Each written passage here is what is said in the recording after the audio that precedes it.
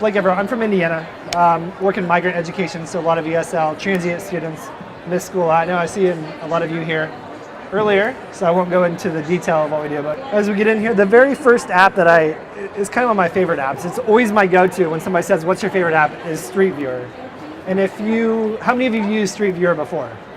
Excellent, right? And so Street Viewer is actually like Google Maps, right? So imagine Google Maps where we go to a point. So we're going to go to the Sistine Chapel, and we can see where someone was there, right? And we can see that picture, and we can actually scroll around. Well, the nice thing about this app is that if I go to that same picture, and you know how we can scroll and see up and down all around, is that there's a little cardboard icon in the top right corner. If we click it, I can put it in Google Cardboard. So now I can actually have my kids go through this.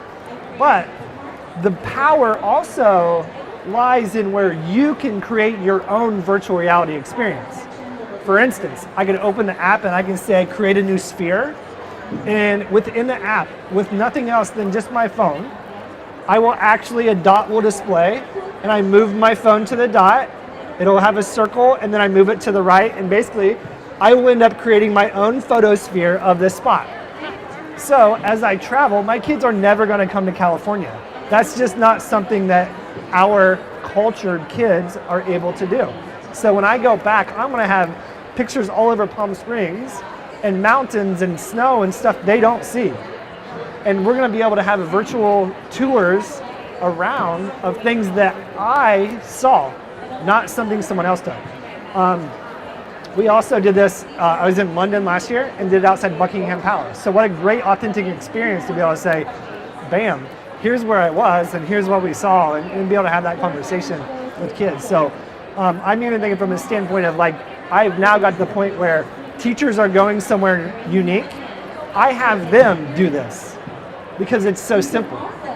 And so now it saves right into your maps automatically. And the cool thing about this is that it posts on social media. So when people actually Google wherever you are, like I was in Cadillac Ranch in Texas, right? I have like 10,000 views of the one picture of a photosphere from Cadillac Ranch, right? So then it starts to be like, oh, like people are watching. So very great experience. Photomath, any math teachers out here? No math teachers? Perfect. Basically the app, what it does is when you open it up, it allows you to one of two options. One, you can write the problem, or it'll use the camera to scan the problem. It'll solve it for you and give you the process. Okay? So, yes. Right? Yes. Great application. Now, I'll tell you that there is this one math problem that math teachers, like the answers vary because of the process. It'll give you like the 3 or 4 different ways that it can be solved, and then you have to decide which is the best way on things that are really tough. But other than that, like the general addition, subtraction, division, even like some of the higher thinking, it will still help you run through that process and write it out. So not only will it write the process of solving it, it also tells you that process of what's going on. So I know we're into like changing up how we teach math, which I don't understand. When my kids come home, I have no idea. I'm like, let's just do it this way. Like we've solved it. But it'll actually write the process out for you. So then they can describe it. Because right now math is going to writing, right? How we did it and yada yada. So very cool app. Google Photos, how many use Google Photos? Excellent, right? And like in the beginning, it's easy because it takes all of my photos off my device. So I have more storage. But for me, the value comes when I want to find something. So if someone says, hey Blake, I want to see the picture outside of Buckingham Palace. I have to go into Photos and scroll and scroll and scroll. In Google Photos, I just type in Buckingham Palace. Pops up. Okay, if I'm searching for shapes or names, right? So Google Photos starts to recognize people in there. So it's like, hey, I want to see a picture of your daughter. So I just type in Tinley, boom, all of her pictures show up, right? If I want to search ocean or water, they all just show up, okay? So really cool app. Now, the one thing I also like is the create the movie feature. So I have 12 regions across the state that we have people doing STEM summer camps. We have one folder where everyone can contribute. So I've created a folder, I've shared it with them in photos. When they take a picture, they put it in there, and now we can see this. So at the end of the year, when we get together and we have our yearly review of our grants, they're like, what happened with your STEM program? We actually just go create movie, and it pieces all of the pictures together automatically. And all you do is click like the plus sign to add music. You add your own iTunes music in there, and voila, your video is created. So I'm thinking elementary and like parent-teacher conferences always want this, right? I'm telling you right now, start doing this because you're gonna love it.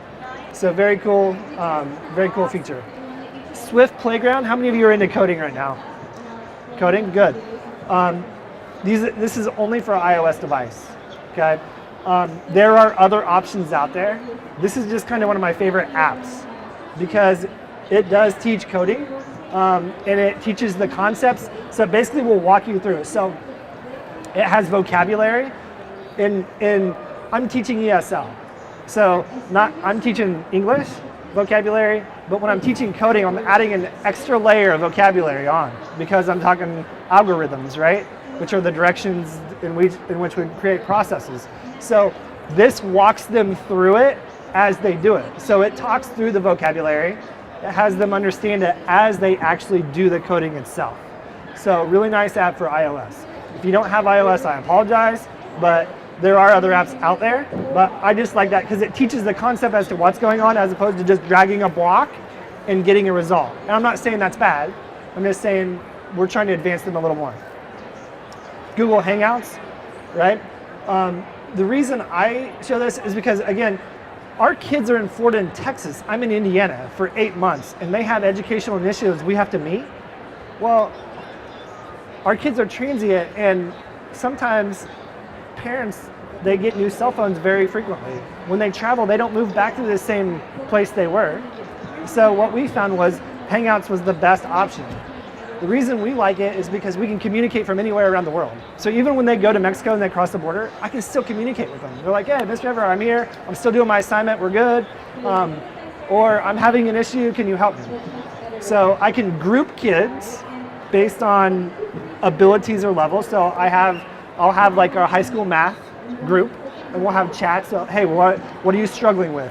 Okay, do I need to get a tutor online? And then we'll actually bring a tutor online through Hangouts Live to get those functionalities. We do a lot of tutoring during regular school year, after school hours, through Hangout. So our teachers will say, hey, we're going to do, math teacher will say, we're doing these concepts. If you're struggling, get on. If not, okay. And then we have some that we actually have to call and say, make sure you're on there because you should be. Okay. Zoella is a neat little app, and this is kind of twofold here. So there's a free and a paid version. Okay, I'm going to speak to the free and I'll tell you about the paid. Basically, current articles of anything going on in the news, it will be on here. When you find the article, it'll automatically have 5 different reading levels that the student just selects by hitting the 3 little dots and saying, this is my reading level. So everyone gets the same material. It is just remediated for them automatically, okay, with the click of a button. There's a quiz on every article. So at the very end, it'll take a quiz, okay? It'll tell you how many points you got right or wrong. In the free version, it does not save it so the teachers can view it. In the free version, I make my kids screenshot it and drop it to me or show me. It depends on how much I really want to use this as a assessment piece. On the paid version, it'll tell you how long they read the article, and then also tell you what their score was. So it'll actually be a grade book when they're done, okay? And they can also filter their responses or their reading levels just as you could in the free. So it's just a matter of how you prefer to do that. To me, for the cost, it wasn't worth the cost when I can just have them screenshot it or I can go see it. And maybe Zoella will change that, but hopefully not. Snapchat. I know this is very scary. How many of you use Snapchat personally? All right, cool. How many are using it in the classroom? Hi. Anyone using it in classroom? Are you really? No. Oh, you're not. I was like, tell me. You're the first one so far. So when we first came in, we told our teachers in language arts, you will be using Snapchat. They were like, no, I'm not. And we were like, yes, you were. And the fortunate thing about our program is that you don't say no because we can find someone that will say yes. Okay? And we're not talking about posting your personal stuff. We're not talking about whatever you did last night at the street fair being on your Snapchat. We're talking about being able to leverage 10-second videos. One, we want to tell, especially with ESL, one, we need to hear them, and they need to see themselves, right? But also, it's only 10 seconds, so you have to get the main idea across in a very efficient manner, right? So that's something when struggling readers in language development, they struggle with that. So we really try to focus and use that piece. The nice thing about it, we can add text overlays and different filters. So when we do experiments, for example, our science experiments, we use reverse and speed up and some of those things. So did anybody go to the steampunk area? And did you do the water droplets? Yeah, so we would use Snapchat to do something like that where we could reverse it or speed it up, right? And so then we could tell the story. So we have a text overlay as to what the description is or vocabulary that we're infusing that day. Now, if you've never used this, don't start tomorrow with your kids. Figure this out for yourself first, and then figure out how to implement it. There's privacy settings, so don't make yourself live and viewable to everyone. Figure it out a little at a time, kind of like Twitter, right? We started out, we want to be private, we don't want anybody to see what's going on, and then we open it up, okay? Also, digital citizenship for that last piece, because every single kid has it and wants it. It's our job to teach them that digital portfolio. Periscope, connected to Twitter, it's like live video feeds. So the people I'm connected with on Twitter is typically my professional network. So I will connect with them on Periscope. So if they're live, I typically am looking for the topic, what are they talking about? Are we talking about reading stations? And if we are, then I will, when they go live on there, I can ask them a question, so it'll come up on their feed. So when I was in London, we actually did a Periscope back with a 5th grade classroom in Muncie, Indiana. And probably 5 minutes into the Periscope, the student asks, can you have someone else talk? Well, the local took it, thankfully they were appropriate, and for 20 minutes, the kids just asked them questions about like, the way you speak that way. Does everyone speak that way? What's the weather like? Currency, like all the things that I wouldn't even think of as from their point of view. And it's also saved. But the cool thing is, from the networking standpoint of like, I know a teacher that or someone that's connected that's doing reading stations, I can follow them when they go live, I can see what's going on. So I can go learn live, ask questions live, and connect with people around the world. So now we have, the final one here is the Google Arts and Culture. Really cool app. You can learn history and art. There's different experiments that you can do in here in different projects. Now, at first when I looked at this, I was like, like it's okay. Like if I were art or history, like this would really fit.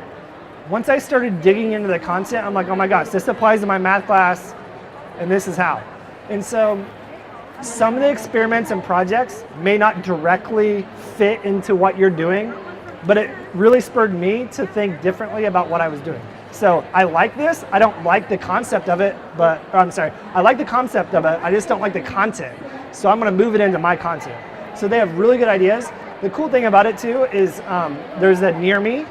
So when you open the app, you can go near me. If your location services is on, you can go find like culture and arts around you. So you can walk to that area, and I guarantee you have some in your hometown where kids can go see, go do reports on, have background knowledge about what's going on in my city, right? So really cool app there.